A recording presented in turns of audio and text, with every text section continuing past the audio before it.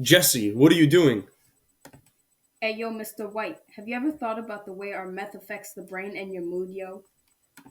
You mean the central nervous system and endocrine system? Yeah, that's what I said, bitch.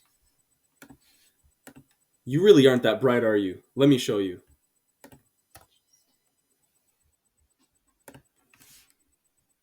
I didn't need your whole teacher presentation, yo. I already attended your class in high school. You failed my class, Jesse. Now here's James Finwar and Maddie to present crystal meth. All right, let's get it over with. So, what is crystal meth? Crystal meth is a stimulant drug and is a form of methamphetamine that gives you a rapid high. This rapid high is achieved through smoking or snorting. What's meth's effect on the central nervous system? The effect meth has on the central nervous system and the brain is quite evident in terms of neurotransmitters.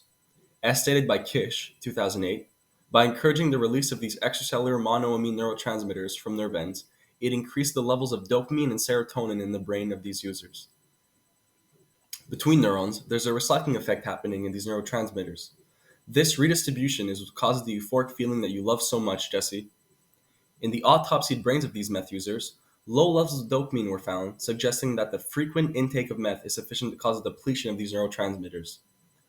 This is why you always crave meth to get these dopamine levels back. Low levels of dopamine are also attributed to the sensation of withdrawal when not taking meth.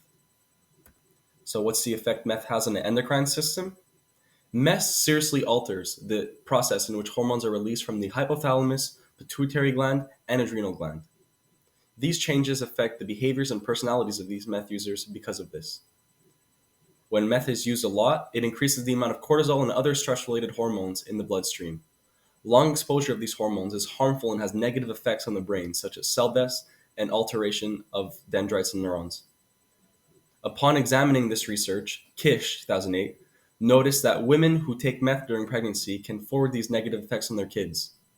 Stress-induced cortisol levels were observed to be considerably greater in newborns exposed to meth during pregnancy.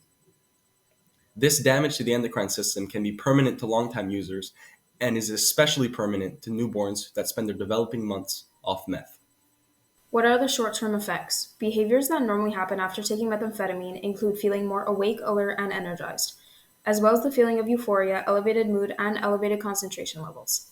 The reason for the euphoric feeling is due to the release of neurotransmitter dopamine, which plays a role in pleasure and motor function. It also initiates the cardiovascular system, meaning a faster heart rate and higher blood pressure upon ingesting high doses. As stated by Prakash 2017 and Kish 2008, long-term methamphetamine exposure may damage dopamine neurons to the extent that illnesses such as Parkinson's can develop later in life. High doses and chronic usage of meth can lead to violent and aggressive behavior and psychosis. Along with this, long-term usage of meth can cause extreme tooth decay, kidney and liver damage, weight loss, and infection. Long-term users also show that high doses of methamphetamine damage the dopamine nerve terminals. The altering of cortisol and other stress related hormones in the endocrine system caused by long term meth usage can also lead to depression and anxiety disorders.